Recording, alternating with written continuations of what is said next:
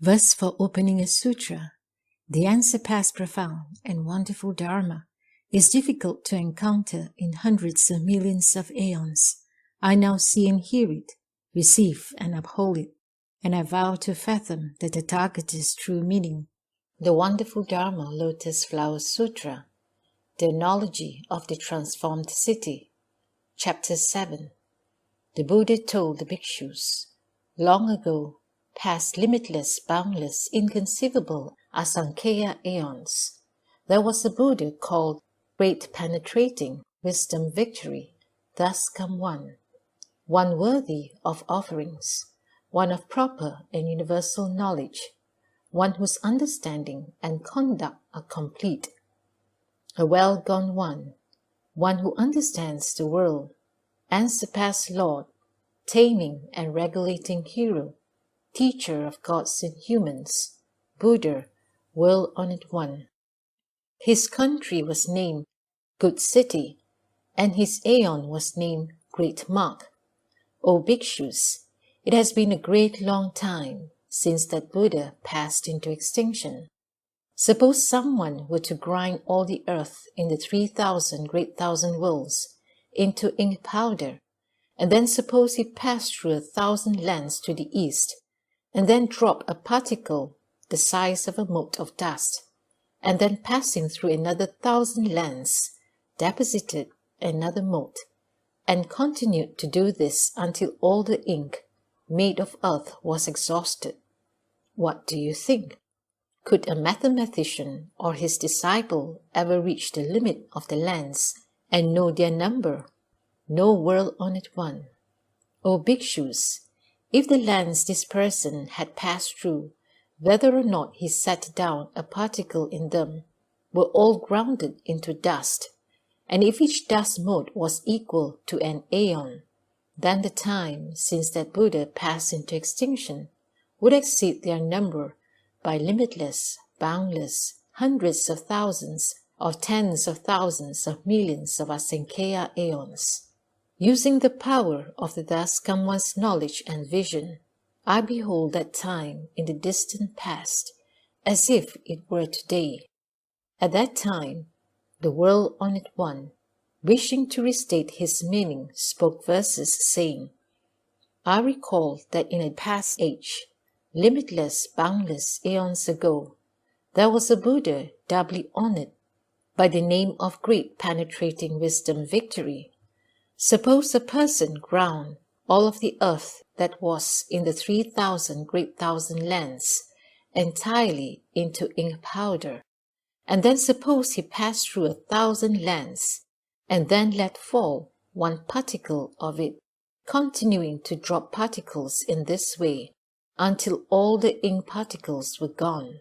Suppose all the countries he passed through, whether he dropped particles in them or not, again were completely grounded into dust motes, and each dust mote was an aeon.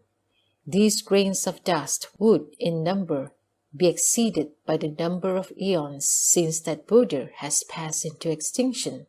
It has been limitless aeons such as these. The thus come one, with unobstructed wisdom, knows of that Buddha's extinction, and of his hearers and bodhisattvas, as if seeing his extinction now. Bhikshus, you should know the Buddha's wisdom is pure, subtle, and wondrous, without outflows and without obstructions. It penetrates limitless aeons. The Buddha told the bhikshus, the Buddha Great Penetrating Wisdom Victory had a lifespan of 540 myriads of millions of nayutas of aeons. When this Buddha was seated in the Bodhimanda, having destroyed the troops of Mara, although he was on the point of attaining Anuttara Sankhya Sambodhi, still the Buddha Dharma did not appear before him. So it was for one minor aeon, and then onwards to 10 minor aeons, that he sat in the lotus posture, body and mind unmoving, and yet the Buddha Dharma still did not appear before him. Thereupon, the gods of the Triastimsa heaven spread out for the Buddha under a Bodhi tree, a lion throne 1 yojana in height. On that throne, the Buddha was to attain Anuttara Sankhya Sambodhi. Just as he sat down upon that throne, the kings of the Brahma heavens rained down heavenly flowers over a distance of 100 yojanas. A fragrant wind from time to time swept away the withered flowers as fresh ones rained down. This continued without interruption for a full 10 minor aeons, as an offering to the Buddha, the rain of these flowers continuing right up until his extinction. In the same way, the gods of the 4 heavenly kings constantly played heavenly drums as an offering to that Buddha, and the other gods make heavenly instrumental music for a full 10 minor aeons, right up until his extinction. Bhikshus, the Buddha great penetrating wisdom victory passed through 10 minor aeons before the Buddha Dharma finally manifested before him, and he attained Anuttara Sankhya Sambodhi. Before that Buddha left home, he had 16 sons, the first of whom was named Accumulation of Knowledge. Each of them had a variety of precious, unusual fine toys.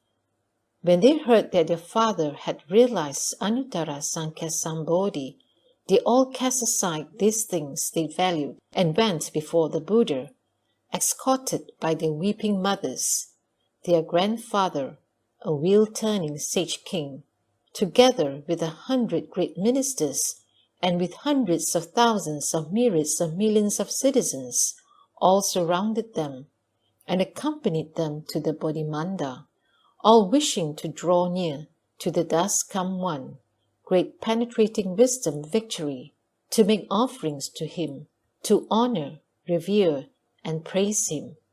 When they arrived, they bowed with their head at his feet, and having circumambulated him, they single-mindedly joined their palms, respectfully gazed upward at the world-honored one, and uttered these verses: World-honored one, of great and awesome virtue, for the sake of crossing over living beings, after limitless millions of aeons, you accomplished Buddhahood and perfected all your vows. Unsurpassed is our good fortune. Very rare you are, world-honored one, in one sitting, passing through 10 minor aeons, with body, hands, and feet, still, secure, and unmoving. Your mind ever tranquil, never knows distraction, ultimate your eternal extinction, as you dwell firmly in the non-outflow Dharma. Now we see that world-honored one serenely realize the Buddha path. We all gain good benefit and proclaim our delight and great joy. Living beings ever tormented by suffering, blind and without a guide, fail to recognize the path which ends that pain, and do not know to seek their liberation. During the long night, the evil destinies increase, while the hosts of gods are reduced in number. From darkness they proceed into darkness, never hearing the Buddha's name. Now the Buddhas gain the utmost peace, rest, and non-outflow way, and we and all the gods to attain the greatest benefit. Therefore, bow our heads and return our lives to the unsurpassed honored one. When the 16 sons had finished praising the Buddha, they then entreated him to turn the Dharma wheel, saying, World-honored one, speak the Dharma and bring us peace. Show us pity and benefit both gods and humans. Then they spoke more verses, saying, O hero of the world, incomparable, adorned with 100 blessings, and having attained unsurpassed wisdom, pray speak for the sake of this world, to cross over and liberate us, and all classes of living beings as well, and lead us to attain that wisdom. Demonstrate it, speak it in detail, for if we can attain Buddhahood, other living beings can do the same. The world-honored one knows the profound thoughts within the minds of living beings, He knows the ways on which they walk and the strength of their wisdom, the pleasures and the blessings they have cultivated, and all the deeds done in former lives. The world-honored one, knowing all of this, should turn the unsurpassed wheel. The Buddha, Shakyamuni, told the bhikshus, when the Buddha great penetrating wisdom victory attained Anuttara Sankhya Sambodhi, in each of the 10 directions, 500 myriads of millions of Buddha worlds quaked in 6 ways. The dark recesses between those lands that the awesome light of the sun and moon could not illumine then were brightly lit, and the living beings therein were able to see one another. They all said, where have all these living beings come from? Further, in those lands, all the heavenly palaces, up to the Brahma palaces, quaked in 6 ways. A great light shone everywhere, illumining the entire universe and surpassing the light of the heavens. At that time, in 500 myriads of millions of lands to the east, the Brahma heaven palaces shone, with a light twice that of the usual brightness.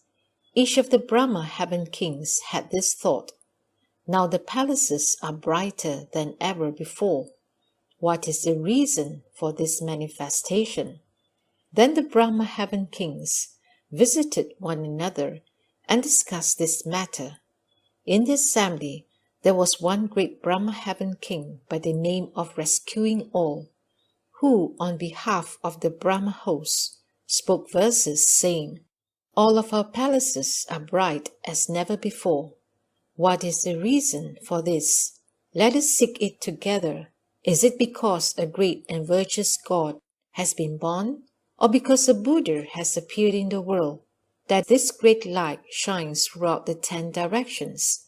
At that time, the Brahma heaven kings from 500 myriads of millions of lands, together with their palaces, each with sacks filled with heavenly flowers, went to the west to seek out this manifestation. They saw the dust come one, great penetrating wisdom victory, seated on the lion throne, beneath the Bodhi tree, in the Bodhimanda, revered and circumambulated by gods, dragons, kings, Gandharvas, Kinnaras, Mahoragas, and beings both human and non-human. They saw as well the 16 sons of the king, requesting the Buddha to turn the Dharma wheel. Then the Brahma heaven kings bowed with their heads at the Buddha's feet, circumambulated him 100,000 times, then scattered heavenly flowers upon him. The flowers were piled as high as Mount Sumeru, and they offered them as well to the Buddha's Bodhi tree. Having made offerings of flowers, each presented his palace to the Buddha, saying, show us pity and benefit us by accepting and occupying these palaces that we offer you. Then the Brahma heaven kings, in front of the Buddha, with a single mind and the same voice, spoke verses in praise, saying, world-honored one, you are very rare and difficult to encounter, complete with limitless meritorious virtues. You are able to rescue and protect all creatures, great teacher of gods and humans. You who pity all the world, all beings in the 10 directions, receive your beneficence. We have come from 500 myriads of millions of lands, setting aside the bliss of deep dhyana samadhi, for the sake of making offerings to the Buddha. Blessings we have gained in former lives well ornament our palaces. Now we offer them to the world-honored one, only praying you will show mercy and accept them. At that time, the Brahma heaven kings, having praised the Buddha, said, we only pray that the world-honored one will turn the Dharma wheel, crossing over living beings, opening up the way to nirvana. Then all the Brahma heaven kings, with one mind and the same voice, proclaimed these verses. Hero of the world, doubly perfect Honored One, we only pray that you expound and proclaim the Dharma, and through the power of your great compassion and pity, cross over suffering and tormented living beings. Thereupon, the thus come One, great penetrating wisdom victory, assented by his silence. Furthermore, O bhikshus, to the southeast the great Brahma kings in 500 myriads of millions of lands, seeing their palaces in dazzling brilliance as never before, jumped for joy, thinking it rare indeed. They visited one another and discussed this matter. Then in the assembly, a Brahma heaven king by the name of Great Compassion, on behalf of the Brahma hosts, spoke these verses. What is the reason for this event? Why has this sign appeared? All of our palaces are aglow as never before. Has a greatly virtuous God been born? Or has a Buddha appeared in the world? We have never seen such signs before. With one mind, we should investigate it, passing through 1,000 myriads of millions of lands, searching for the light, investigating it together. It must be that a Buddha has appeared to take across the suffering living beings. At that time, 500 myriads of millions of Brahma heaven kings, together with their palaces, each with sacks filled with heavenly flowers, went to the northwest to seek out this manifestation. They saw the thus come One, great penetrating wisdom victory, seated on the lion throne beneath the Bodhi tree in the Bodhimanda, revered and circumambulated by gods, dragon kings, Gandharvas, Kinnaras, Mahoragas, and beings both human and non-human. They saw as well the 16 sons of the king, requesting the Buddha to turn the Dharma wheel. Then the Brahma heaven kings bowed with their heads at the Buddha's feet, circumambulated him 100,000 times, then scattered heavenly flowers upon him. The flowers were piled as high as Mount Sumeru, and they offered them as well to the Buddha's Bodhi tree. Having made offerings of flowers, each presented his palace to the Buddha, saying, "Show us pity and benefit us by accepting and occupying these palaces that we offer you." Then the Brahma heaven kings, before the Buddha, with a single mind and the same voice, spoke verses in praise, saying, "Sagely Lord, King among gods, with the Kalavinka sound, to you who pity living beings, we now reverently bow. The world-honored One is most rare, appearing but once in the long ages. 180 eons have passed, empty, without a Buddha. The 3 evil paths are full, the host of gods decrease. Now the Buddha has appeared in the world to act as eyes for living beings, as a refuge for the world, rescuing and protecting all creatures, a father for all beings, pitying and benefiting them. Now through blessings gained in former lives, we are enabled to meet the world-honored One. At that time, the Brahma heaven gods, having praised the Buddha, said, "We only pray that the world-honored One will take pity on all beings and turn the Dharma wheel to liberate living beings." Then the Brahma heaven kings, with one mind and a single voice, spoke verses saying, "Great sage, turn the Dharma wheel to reveal the marks of all Dharmas, to cross over tormented living beings, so they may gain great joy. When living beings hear the Dharma, they may gain the way or be reborn in the heavens. The evil paths will decrease, and those of patience and goodness will increase.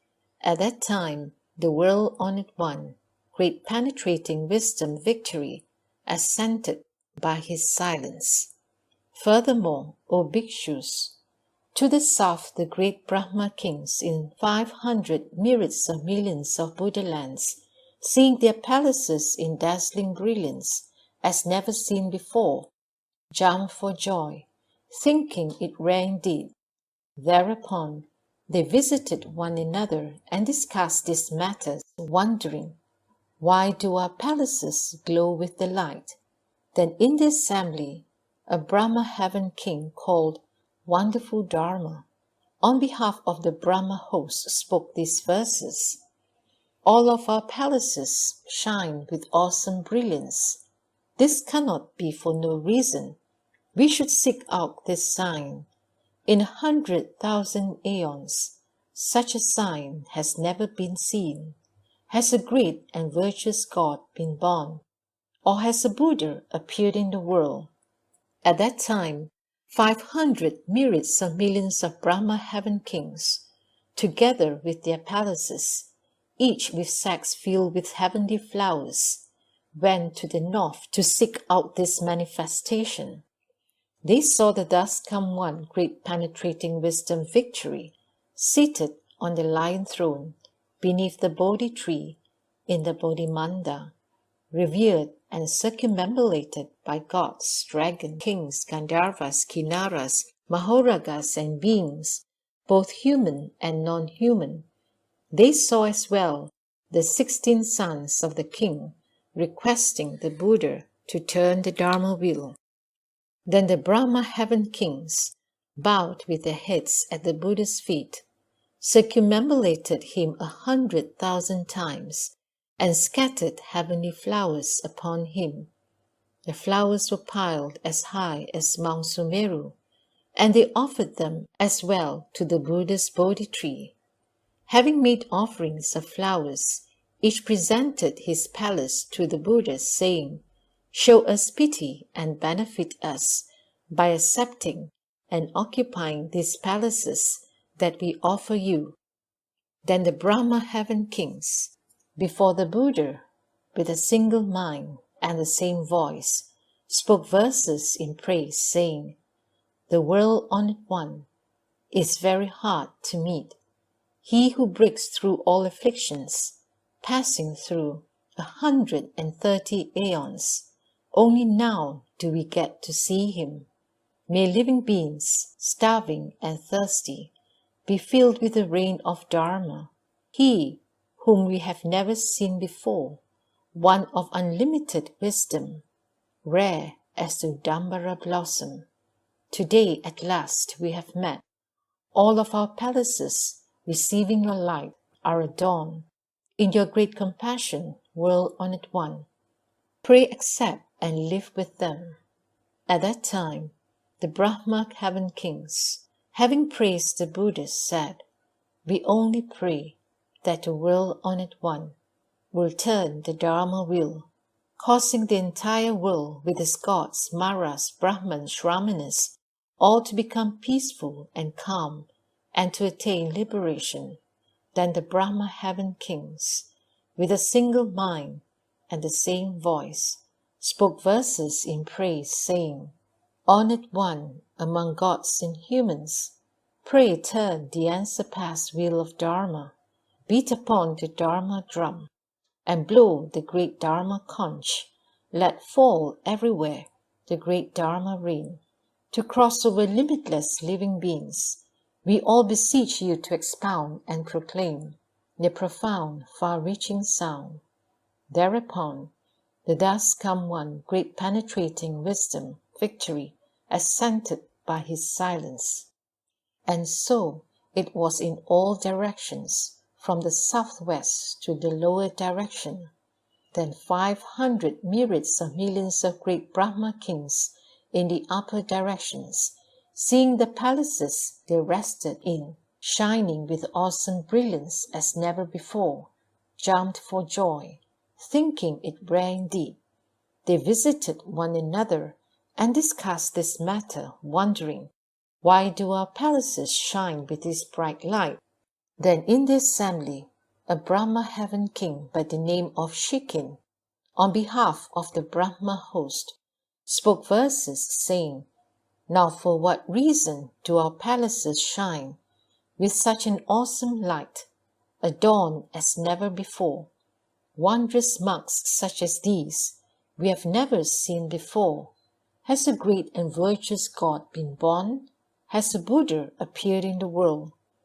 At that time, 500 myriads of millions of Brahma heaven kings, together with their palaces, each with sacks filled with heavenly flowers, went to the lower direction to seek out this sign. They saw the thus come one, great penetrating wisdom victory, seated on the lion throne beneath the Bodhi tree in the Bodhimanda, revered and circumambulated by gods, dragons, kings, Gandharvas, Kinnaras, Mahoragas, and beings both human and non-human. They saw as well the 16 sons of the king requesting the Buddha to turn the Dharma wheel.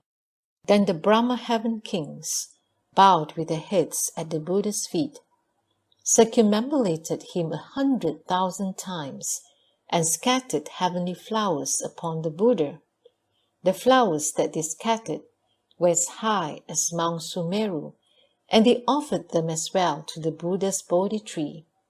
Having made offerings of flowers, they each presented their palace as an offering to the Buddha, saying, "We only pray that you will show us pity and benefit us by accepting and occupying these palaces."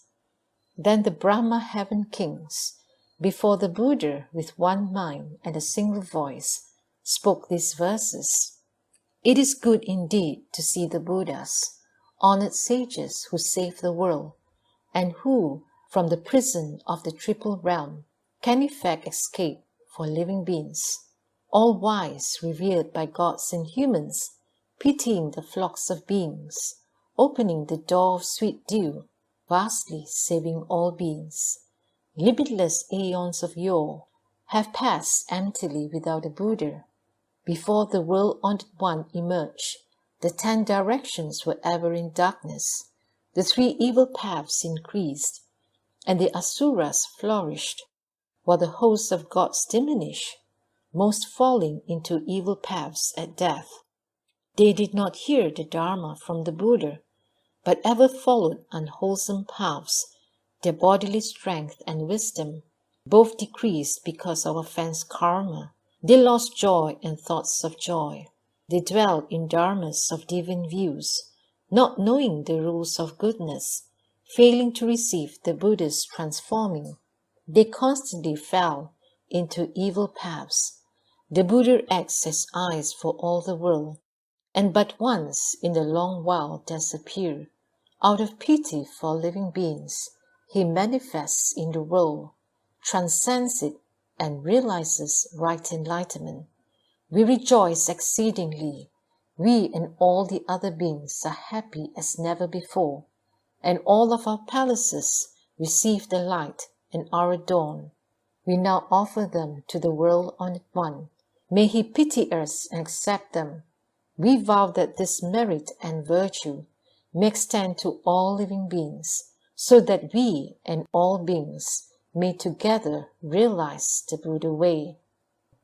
At that time, the 500 myriads of millions of Brahma heaven kings, having praised the Buddha in verse, addressed the Buddha, saying, "We only pray that the world-honored one will turn the Dharma wheel to bring tranquility and liberation to many beings." Then the Brahma heaven king spoke these verses of praise. World-honored one, turn the Dharma wheel, sound the sweet dew Dharma drum, to cross over tormented living beings, showing them Nirvana's path. Pray, accept our request, and with a great and subtle sound, pity us and set forth Dharma, gathered through countless aeons. At that time, the thus come one great penetrating wisdom victory, having received the request of the Brahma heaven kings of the 10 directions, as well as the 16 princes, thereupon 3 times turned the Dharma wheel of 12 parts, which cannot be turned by Shramanas, Brahmans, gods, Maras, Brahmas, and other beings of the world. He said, "This is suffering. This is the origination of suffering. This is the extinction of suffering. This is the way to the extinction of suffering." and he extensively set forth the Dharma of the 12 causes and conditions. Ignorance conditions dispositions, dispositions condition consciousness, consciousness conditions name and form condition the 6 sense organs, the 6 sense organs condition contact, contact conditions feeling, feeling conditions craving, craving conditions grasping, grasping conditions becoming, becoming conditions birth, birth conditions old age and death, worry, grief, suffering, and distress. When ignorance is extinguished, dispositions are extinguished. When dispositions are extinguished, then consciousness is extinguished. When consciousness is extinguished, then name and form are extinguished. When name and form are extinguished, then the 6 sense organs are extinguished. When the 6 sense organs are extinguished, then contact is extinguished. When contact is extinguished, then feeling is extinguished. When feeling is extinguished, then craving is extinguished. When craving is extinguished, then grasping is extinguished. When grasping is extinguished, then becoming is extinguished. When becoming is extinguished, then birth is extinguished. When birth is extinguished, then old age and death, worry, grief, suffering, and distress are extinguished. When the Buddha spoke this Dharma, amidst the great assembly of gods and humans, 600 myriads of millions of nayutas of human beings, because they did not grasp at any Dharma, had their minds liberated from all outflows, all attained profound and subtle dhyana concentration, the 3 clarities, the 6 penetrations, and perfected the 8 liberations. The 2nd, 3rd, 4th times he set forth this Dharma. Thousands of millions of nayutas of living beings, their numbers like the Ganges sands, also because they do not grasp at any Dharma, had their minds liberated from outflows. From that time onwards, the assembly of hearers are unlimited, boundless, and unreckonable. At that time, the 16 princes all left home as virgin youths and become Shramaneras. They all possessed sharp faculties and clear wisdom. They had already made offerings to hundreds of thousands of myriads of millions of Buddhas, purely cultivating Brahman conduct, seeking Anuttara Sankhya Sambodhi. They all spoke to the Buddhas, saying, "World-honored one, all these limitless thousands of myriads of millions of greatly virtuous hearers already have reached accomplishment. World-honored one, you should for our sake also speak the Dharma of Anuttara Sankhya Sambodhi. Having heard it, we will all cultivate and study it. World-honored one, we all aspire to the thus come one's knowledge and vision. As to the thoughts deep within our minds, the Buddha himself knows." Then the multitudes, led by the wheel-turning Sage King, 80,000 million of them, upon seeing the 16 princes leave home, also sought to leave home, and the king permitted them to do so. At that time, the Buddha, having received the request of the 16 Shramaneras, after 20,000 eons, then at last, amidst the fourfold assembly, spoke the great vehicle Sutra by the name of the wonderful Dharma, Lotus flower, a Dharma for instructing bodhisattvas, of whom the Buddha is protective and mindful. After he spoke the Sutra, the 16 Shramaneras, for the sake of Anuttara Sankhya Sambodhi, all received, upheld, and recited it, and keenly penetrated its meaning. When the Sutra was spoken, the 16 Bodhisattva Shramaneras all received it with faith. Among the host of hearers too, there were those who had faith in it and understood it. The remaining thousands of myriads of millions of living beings, however, all gave rise to doubts. The Buddha spoke this sutra, for 80,000 aeons without cessation. When he had finished speaking the sutra, he entered a quiet room where he remained in dhyana samadhi for 84,000 aeons. Then the 16 bodhisattva Shramaneras, knowing that the Buddha had entered his room and was silently absorbed in dhyana samadhi, each ascended the Dharma seat for a period of 84,000 aeons for the sake of the Fourfold Assembly. They spoke the wonderful Dharma Flower Sutra extensively and in detail. Each one of them crossed over 600 myriads of millions of nayutas of Ganges sands of living beings, instructing them with the teaching, benefiting them, making them rejoice, and causing them to bring forth the thought of Anuttara Sankhya Sambodhi. After 84,000 aeons had passed, the Buddha, great penetrating wisdom victory, arose from samadhi, approached the Dharma throne, and serenely sat down upon it. He addressed the great assembly, saying, "These 16 bodhisattva Shramaneras are very rare. All their faculties are keen, and their wisdom is clear. They have in the past already made offerings to limitless thousands of myriads of millions of Buddhas. In the presence of those Buddhas, they constantly cultivated Brahman conduct, accepting and upholding the Buddha's wisdom, instructing living beings, and causing them to enter into it. You should all make a point of drawing near to and making offerings to them. Why? Those hearers, Pachika Buddhas or Bodhisattvas, who can have faith in the Dharma of the Sutra spoken by these 16 Bodhisattvas, accept it and uphold it without defaming it, will all attain Anuttara Sankhya Sambodhi, that is, the wisdom of the thus come one." The Buddha told the bhikshus, "These 16 Bodhisattvas always delight in speaking the wonderful Dharma, Lotus Flower Sutra. Each Bodhisattva has transformed 600 myriads of millions of nayutas of Ganges sands of living beings who, life after life, were born together with the Bodhisattvas and heard the Dharma from them, fully believing and understanding it.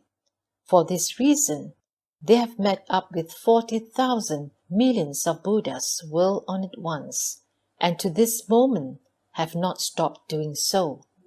Bhikshus, I will tell you, those disciples of the Buddha, the 16 Shramaneras, have all now attained Anuttara Sankhya Sambodhi, and in the lands of the 10 directions are presently speaking the Dharma.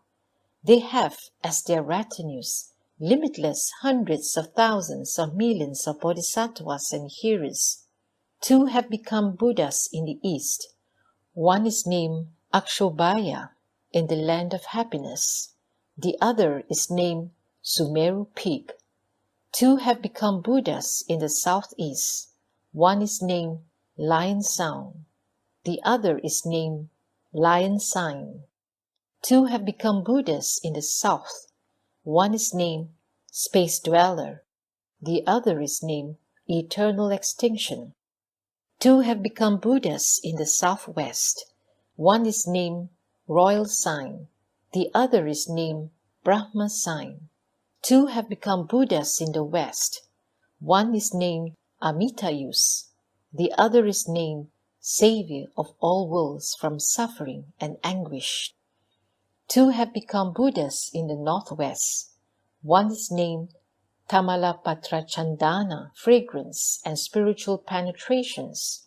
The other is named Sumeru Sign. 2 have become Buddhas in the north. One is named Cloud Self-Mastery. The other is named King of Cloud Self-Mastery. In the northeast there is a Buddha by the name of Destroyer of all worldly fear.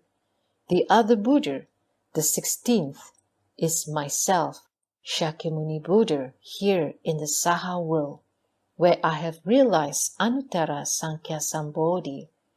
Bhikshus, we as Shramaniras, each taught and transformed, limitless hundreds of thousands of myriads of millions of Ganges of living beings, who hearing the Dharma from us, were set towards Anuttara Sankhya Sambodhi.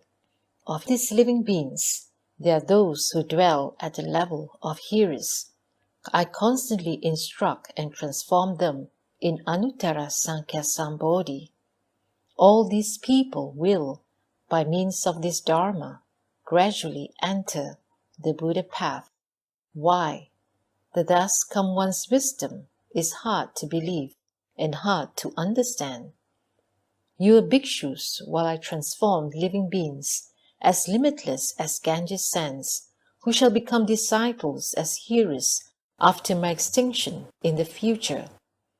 After my extinction, furthermore, there will be disciples who will not hear this sutra, who will not know or be aware of the bodhisattva conduct, but who will, through the attainment of their own merit and virtue, give rise to the thought of extinction, and who will enter nirvana.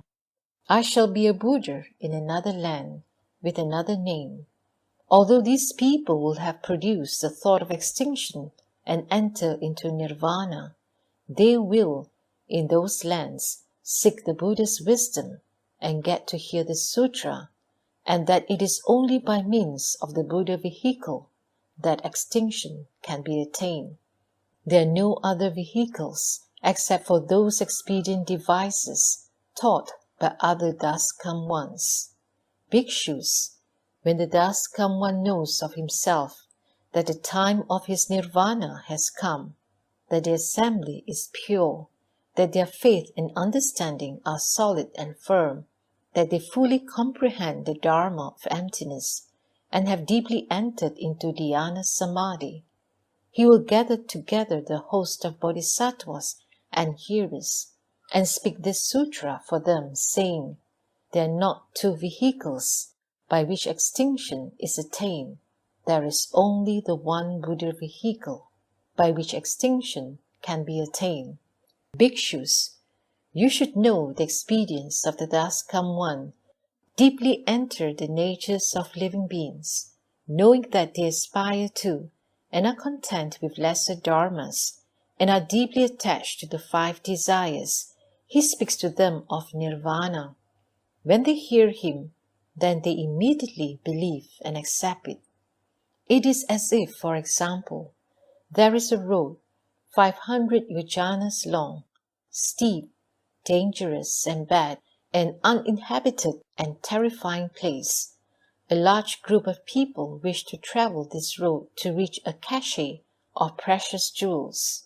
Among them there is a guide, intelligent, wise, and clear-headed, who knows the road well, both its passable and impassable features, and who wishes to lead the group through this hardship.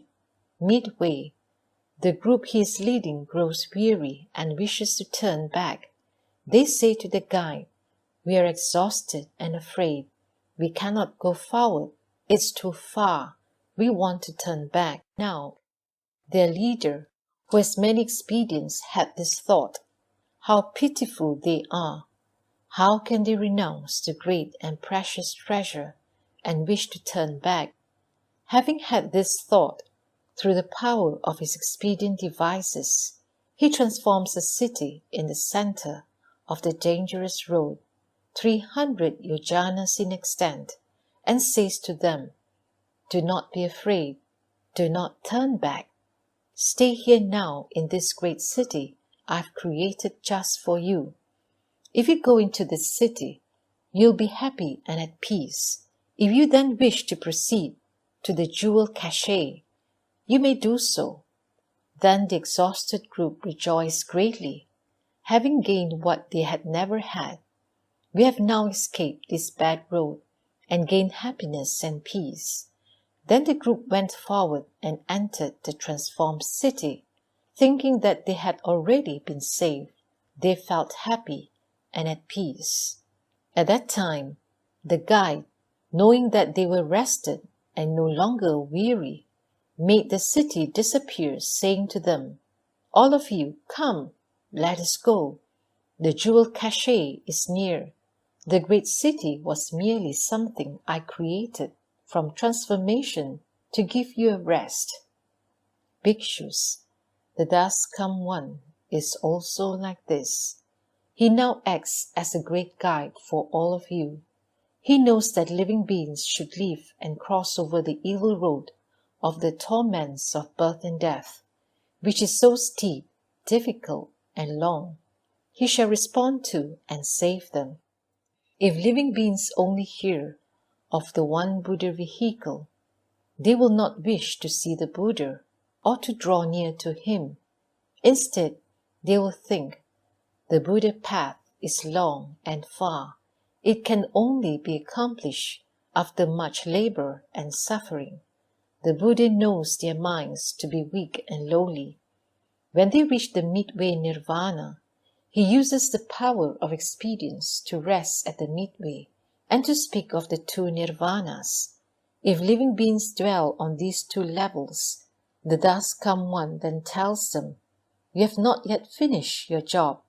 The level you are dwelling at is near the Buddha's wisdom. You should observe and ponder this.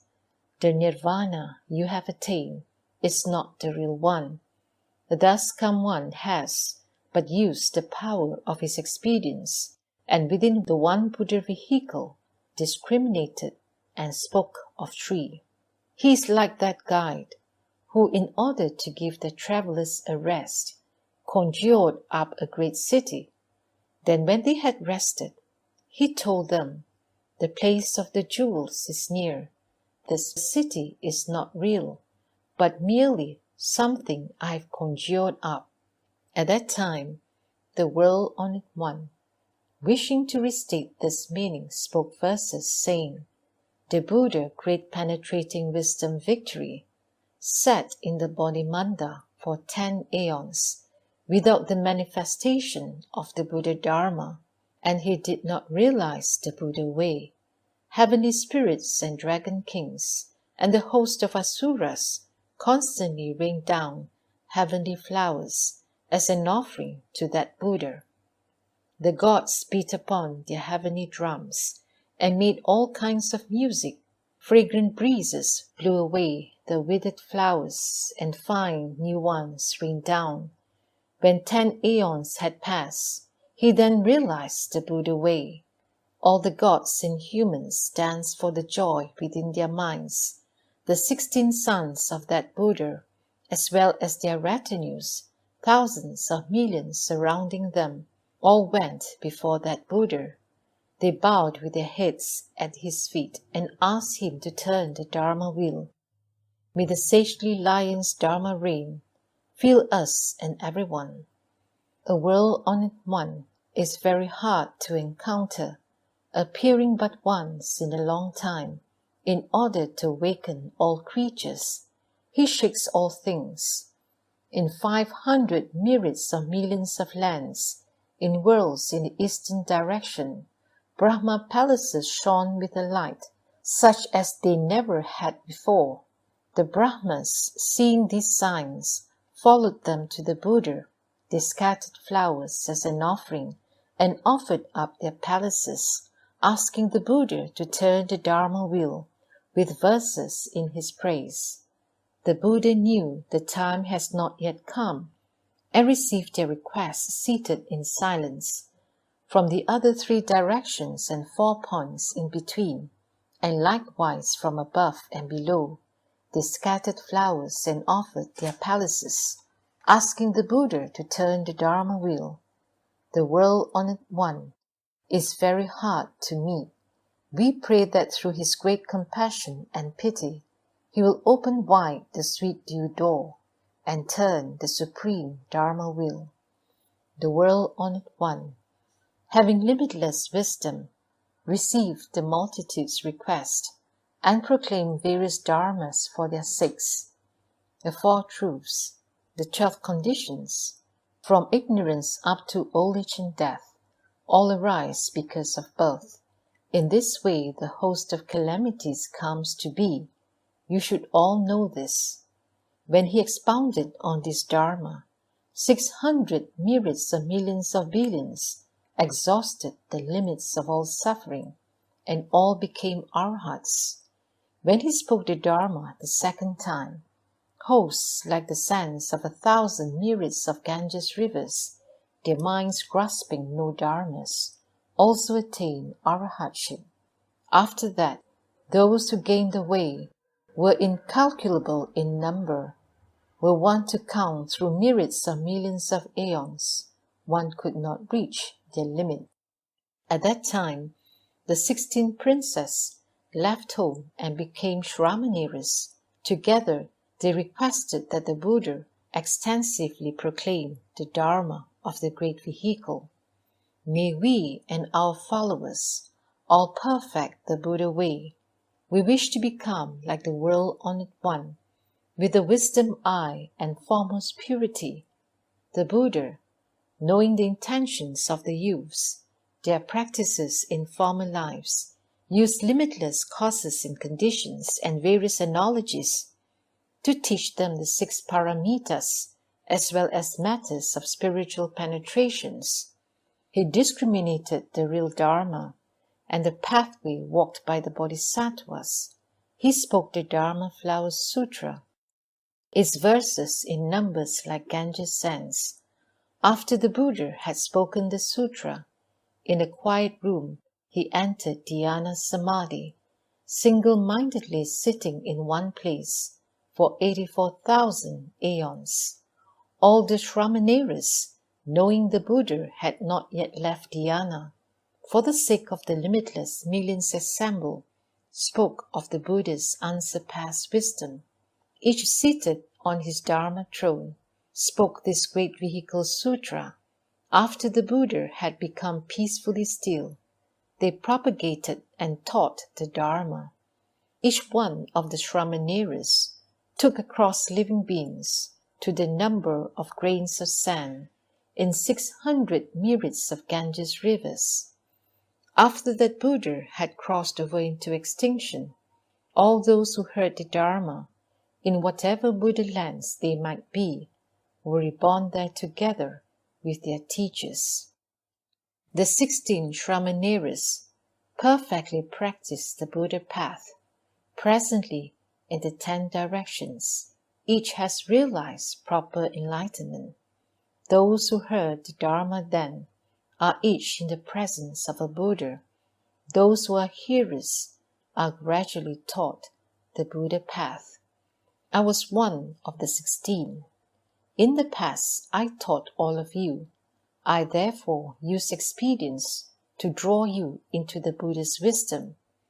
Through these former causal conditions, I presently speak the Dharma Flower Sutra, leading you to enter the Buddha path.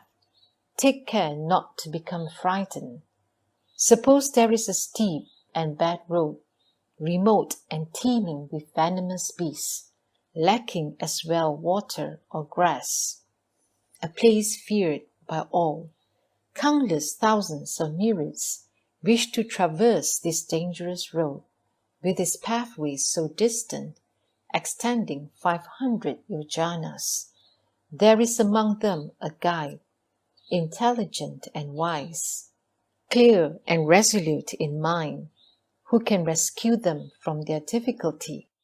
The group grows weary and says to the guide, "We are all exhausted now, and want to turn back." The guide thinks to himself, "How very pitiful they are! How can they wish to turn back and lose the great and precious treasure?" Instantly, he thinks of a device. Using the power of spiritual penetrations, he conjures up a great city, adorned with houses, surrounded by gardens and groves, brooks and bathing ponds, laid gates and tiered pavilions, filled with men and women.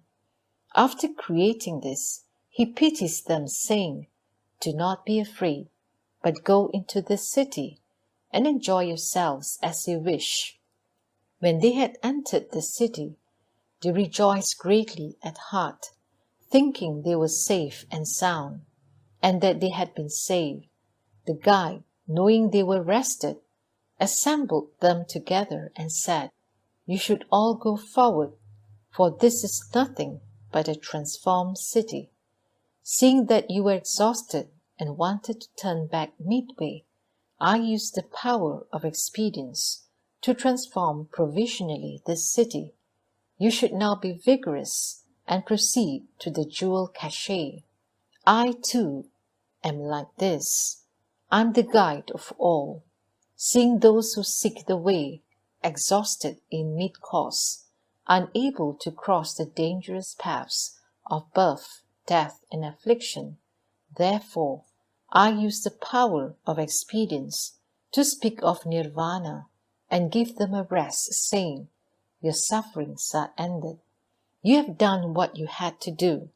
Then, knowing they have reached nirvana and had all become arhats, I gathered them together to teach them the genuine Dharma. The Buddhas used the power of expedience to discriminate and speak of three vehicles, but there is only the one Buddha vehicle. The other two were spoken as a resting place. What I'm telling you now is the truth. What you have gained is not extinction. For the sake of the Buddha's all wisdom, you should exert yourselves with great vigor.